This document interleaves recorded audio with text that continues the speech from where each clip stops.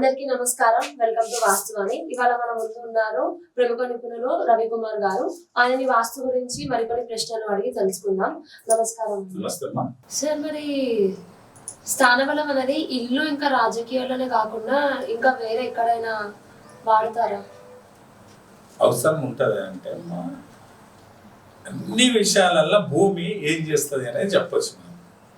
Cricket match అవుతుంది, ఆ ground ఎవరికి ఉపయోగపడుతుంది చెప్పవచ్చు. రేపు రాబోయే కాలంలో ఈ మ్యాచ్ ఈ గ్రౌండ్లో ఎవరు గెలుస్తారని ఈజీగా చెప్పవచ్చు. మీరు చెప్పొచ్చు, నేను కాదు. నేను చెప్పిన సబ్జెక్ట్ విన్న తర్వాత ఈ గ్రౌండ్లో ఎవరు గెలుస్తారు అనేది మనం ఈజీగా చెప్పగలుగుతాం.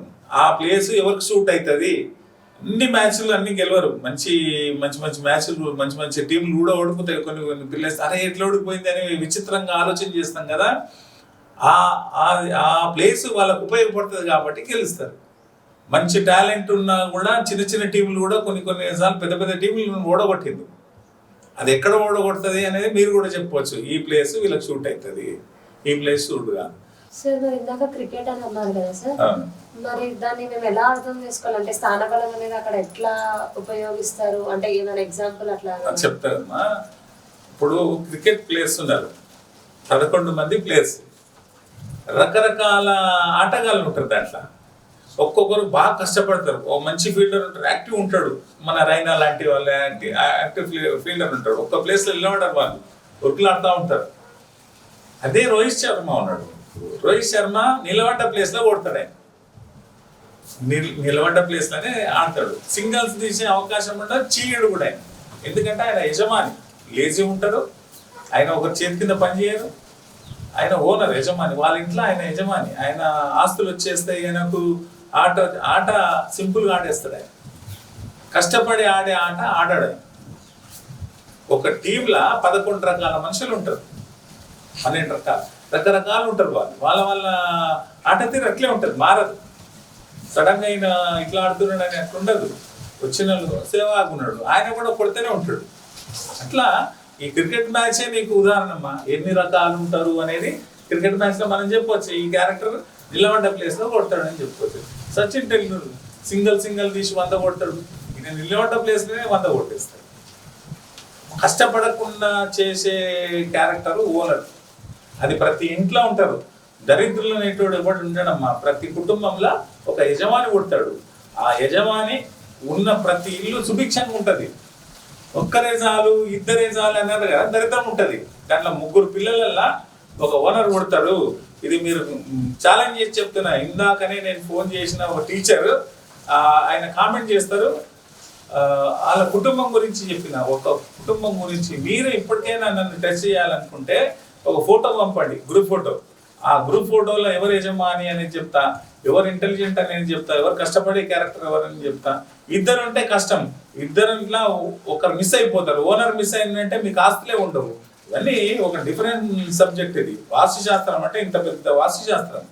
ఎవరికి వచ్చినా ఈశాన్యంలో గేటు, ఆగ్నేయంలో కిచెన్, నైరుత్యంలో బెడ్రూమ్ చెప్పి నానా ఇబ్బందులు పెట్టేసి లోపలికి వచ్చి ఈ మాయ ఇట్లా జరుగుతుంది, ఈ లక్ష్మీదేవి వచ్చేస్తుంది, ఇది ఇట్లా చేస్తే వచ్చేస్తుంది, ఈ ఇల్లు ఇట్లా కట్టుకుంటే వచ్చేస్తుంది, లక్ష్మి వస్తుంది, వరదలాగా డబ్బులు వచ్చేస్తాయి, ఇవి వాయువులు ఇట్లుంటే ఇట్లా, నైరుతి ఇట్లుంటే భయంకరమైన వాతావరణం ఏర్పరిచిండ్రు. ఇప్పుడు వాస్తుశాస్త్రం అంటే చీ అని అంటున్నారు జనాలు, చీ కొట్టేస్తున్నారు. ఇంత సబ్జెక్టు వాస్తుశాస్త్రం గురించి తెలుసుకోవాలంటే భూమి గురించి తెలుసుకో, తర్వాత నువ్వు ఇల్లు గురించి. ఇల్లు ఎట్లనే కట్టుకో, దిక్కులు ఎట్లా వస్తున్నాయి లోపలికి అని దాన్ని క్యాల్కులేషన్ చేసుకుంటే ఈజీ మెథడ్. అది అతి తొందరలో మీకు అందరికీ అర్థమయ్యే విధంగా నేను చెప్తాను. అట్లా కట్టుకుంటే సరిపోతుంది. భయపడాల్సిన పని లేదు. Simple method. మీరు ఒక ప్రాపర్టీ కొనడానికి వెళ్తున్నప్పుడు అది ఈజీగా వస్తుందా, ఇబ్బంది పెడుతుందా? ఇబ్బంది పెడితే ఆపండి. మీకు కాదు, భగవంతుడు మనకు ఆ అవకాశం ఇస్తాడు. ప్రపంచాన్ని మొత్తానికి భగవంతుడు పరిపాలిస్తున్నాడు. భగవంతుడు నీడలను నడుస్తున్నాడు. మనకు తప్పు చేయనియాడు. మనకు బలవంతంగా వస్తుందంటే ఇష్టం లేదు భగవంతుడికి అని అర్థం చేసుకోండి. మీకు కూడా నా మీద డౌట్ ఉంది అంటే ఒక ఫోటో పంపండి. ఇప్పటి వరకు నేను వీడియోస్ పెట్టిన తర్వాత చాలా మంది ఫోటోలు పంపించి నా విద్యను వాళ్ళు ఆస్వాదిస్తున్నారు. వాళ్ళతో కూడా మాట్లాడిపిస్తాను. ఇప్పుడు క్రికెటే కాదమ్మా, మన వ్యవస్థలో కూడా రకరకాల మనుషులు ఉన్నారు. వాళ్ళు లేకుంటే వ్యవస్థ ఉండదు. ఎందుకు ఉండదు? ఇప్పుడు చెత్త మోసేటోడు లేకపోతే మన పరిస్థితి ఏంది? మురికిలేసి చచ్చిపోతాం. చెత్తోడు దేవుడు, చెత్తోడిని మనం చెత్తోడు అంటాము. వానికి మర్యాద ఇవ్వండి. వాడు లేకపోతే మనం బతకమనే నిజం తెలియదు. అన్ని క్యారెక్టర్లు ఇంపార్టెంట్. దొంగ, దొర, రాజు, రైతు, మేధావులు, ఇవన్నీ క్యారెక్టర్లు వస్తాయి. ఎవరి పని వాళ్ళు చేసుకుంటారు కాబట్టి వ్యవస్థ నడుస్తుంది. ఇప్పుడు గడ్డం మంగళం లేకపోతే మన పరిస్థితి ఏంది? మేము అర్థాలు చేసినాం. మేము ఇప్పుడు కులాలని పట్టింపులు చేస్తున్నారు కదా.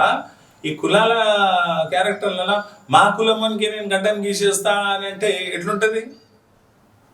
మా కులం గొప్ప అని అంటుంటారు కదా. అన్ని కులాలు ఇంపార్టెంటే.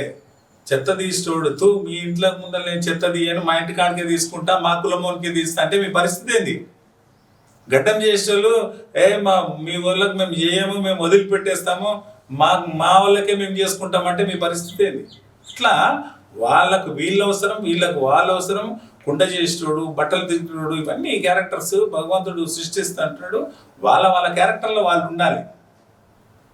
వాళ్ళకి కావాల్సింది అరేంజ్ చేస్తారు. మళ్ళీ వాళ్ళ కొడుకు ఓనర్ పుడతాడు, ఆస్తులు వచ్చేస్తాయి. వాళ్ళ కూతురు ఇంటెలిజెంట్ అయి ఉంటుంది, స్కూల్కి పోతుంది, గవర్నమెంట్ జాబ్ వచ్చేస్తుంది, ప్రైవేట్ జాబ్లలో ఉంటారు. అందరూ రకరకాల పిల్లల్ని ఇస్తారు వాళ్ళకు. నేను ఆ పని చేయను. రాజకీయ నాయకులు లేకుంటే ఎట్లుంటుందమ్మా? ప్రతి రాజకీయ నాయకుడు ఉండాలి, గవర్నమెంట్ ఉండాలి. ఇదంతా వ్యవస్థ భగవంతుడు నడిపిస్తుంటాడు.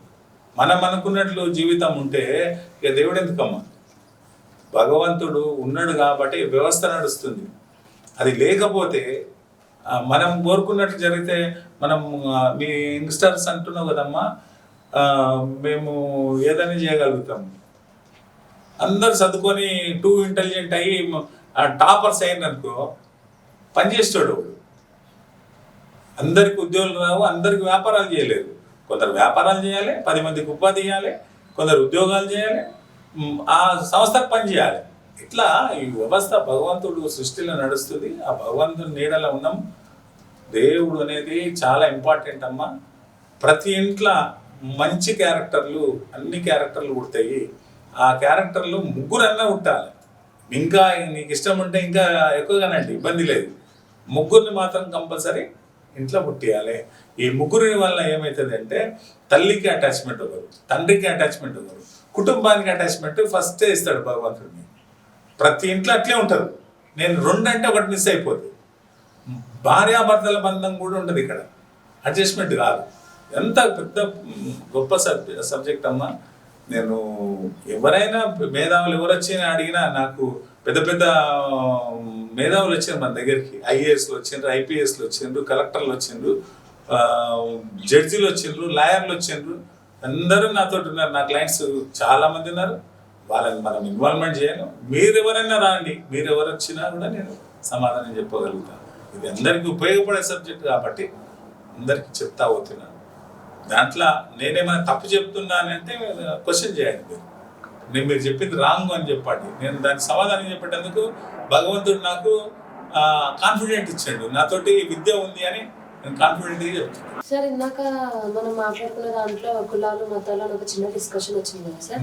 అసలు ఈ కుల మతాల గురించి మీరు ఏం చెప్పాలనుకుంటున్నారు? చాలా మంచి క్వశ్చన్ అమ్మా. మతం అనేది మీరు ఒక మతంలో ఉన్నారు, ఆ దేవుడిని మొక్కండి.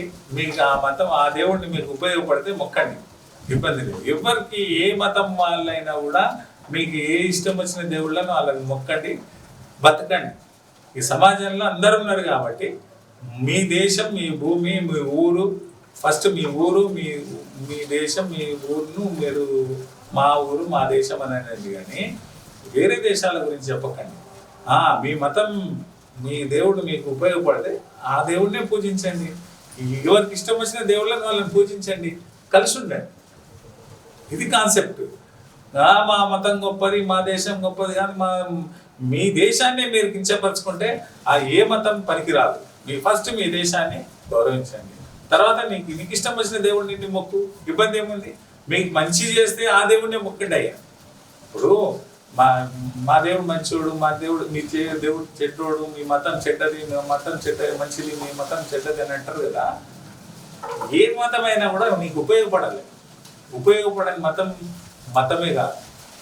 నువ్వు చేసే పూజ, నమాజ్కి వెళ్తావా, నమాజ్కి వెళ్ళు, చర్చికి వెళ్తావా, వెళ్ళు, గుడికి వెళ్తావా, వెళ్ళు. బయట ప్రపంచం, ఈ దేశం నీది, ఈ దేశం నీది, ఈ ఊరు నీది, ఈ గ్రామం నీది, ఈ జిల్లా మాది అని ఉండండి. కానీ ఏ మతముడు లేకుండా మీరు ఎట్లా బతుకుతారు? అన్ని మతాలు కలిస్తేనే బతుకుతారు. ఒక మతములు, ఈ మతముడు ఈ దానికి పోవాలి, ఈ వ్యాపారం, ఈ ఒక షాప్ పెట్టి నా మతముడే రావాలంటే మీరు బతకలేరు కదా. ప్రతి క్యారెక్టర్, ప్రతి మతం కలిసి ఉండాలి. మీ ఇష్టం వచ్చిన దేవుళ్ళని మొక్కండి, ఇంతే సబ్జెక్ట్, వేరే ఏం లేదు. Simple method. ఎవరు దేవుళ్ళు వాళ్ళు మొక్కుండే, బయట ప్రపంచంలో అందరూ కలిసి ఉంది, ఇంతే సబ్జెక్ట్. ఈ దానికి పెద్ద ఇష్యూ చేసి మా మతం గొప్పది, మా మతం మీరు ఇంత, మేము ఇంత అని గొడవ పెట్టుకోవడం పచ్చి అబద్ధం. నేను చెప్తున్నా కదా, ప్రతి మతంలో 3 క్యారెక్టర్లు ఉంటాయి. ఆ 3 క్యారెక్టర్లు నేను చెప్తా, ఏ మతం చెప్తా చెప్పండి. ఇది ఛాలెంజ్ చేస్తుంది. మీరు ఇంకా వాస్తు గురించి ఏమైనా తెలుసుకోవాలనుకుంటే కమెంట్ ద్వారా తెలియజేయండి. మరి మన వాస్తు అనే ఛానల్ ని లైక్ చేయండి, షేర్ చేయండి, సబ్స్క్రైబ్ చేయండి.